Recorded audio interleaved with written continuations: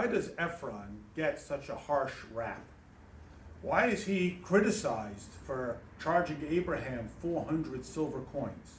Imagine the scenario. Someone knocks on your door and says, "Hi, I'd like to buy your house. My house is not for sale.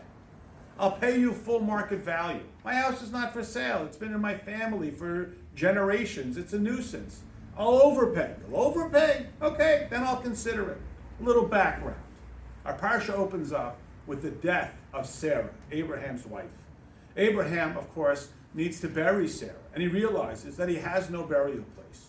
So he sets his mind and his heart on the cave of Machpelah, where Adam and Chava are buried. He approaches the local people and asks them to please intercede with the owner of that property, a man named Ephron, and please allow Abraham to bury his dead there. Ephron responds, "Sure, take it, I'll give it to you for free." Abraham does not want any gifts. As the saying goes, I can't afford all the things I get for free. It's too expensive to be tied up with Ephron. And so Ephron says he wants 400 silver coins, an exorbitant amount to be sure. Way, way more than its fair market price, but it is Ephron's. And as everybody knows in real estate, never set your heart on a particular locale because you'll wind up overpaying. So what did he do? He did the smart, wise businessman thing to do. Why then is Ephron go down in history as under this mask of criticism for overcharging Abraham? That's what he wanted. That's what made it worthwhile to him. Then there's another story in our parsha. Abraham dispatches his most trusted servant, understood to be Eliezer of Damascus, to go and find a wife for his son Isaac. We are told that Eliezer had a daughter, and he had hoped that his daughter would marry Isaac. But Abraham said, no, it has to be someone from my family. Why? What's so great about Abraham's family?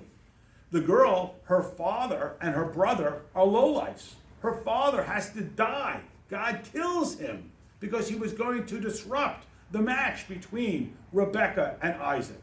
So what's so bad about Eliezer? What could be so horrible? Perhaps herein lies a common theme between the failing of Ephron and, to be certain, at a much greater or much more subtle level, the failing or the deficiency of Eliezer. When Abraham comes to the people and asks them to intercede, they say to him that they recognize that he is Nasi Elohim, a prince of God. And so, well, in my little analogy, if someone knocked on my door and wanted to buy my house, I would only do so if they were willing to vastly overpay. Then it would be worth my while.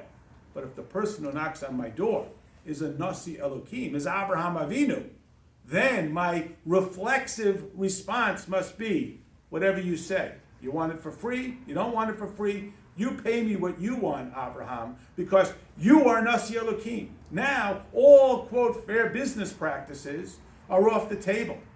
If the king comes and he says, we desperately need this for the survival of the kingdom, I don't start calling my lawyer and my real estate agent. If the doctor tells you this is what's necessary, I don't say, well, hold on, let me speak to my financial advisors. It's the fact that it's Abraham that is asking that should have prompted Ephron to respond immediately with absolute cooperation.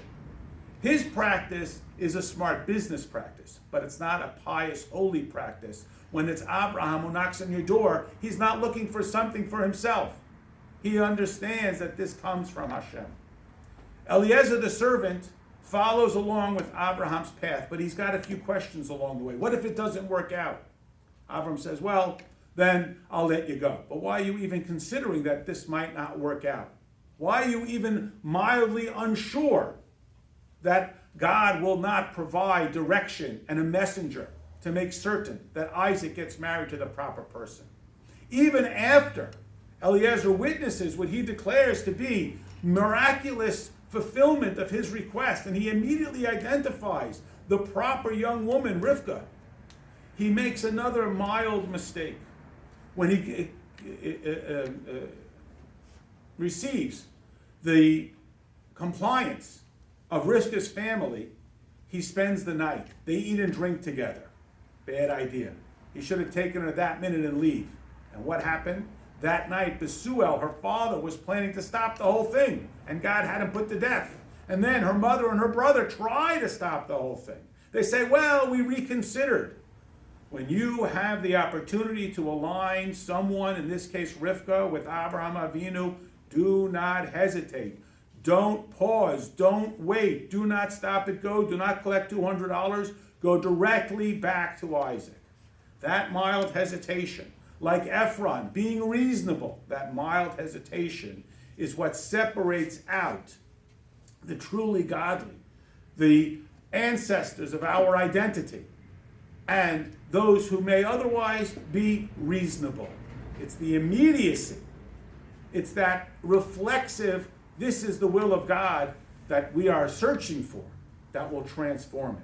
Let us take that lesson and know that we are called upon by Hashem, not to consider it, not to think about it, simply to act in accordance with God's will. Have a wonderful Shabbos.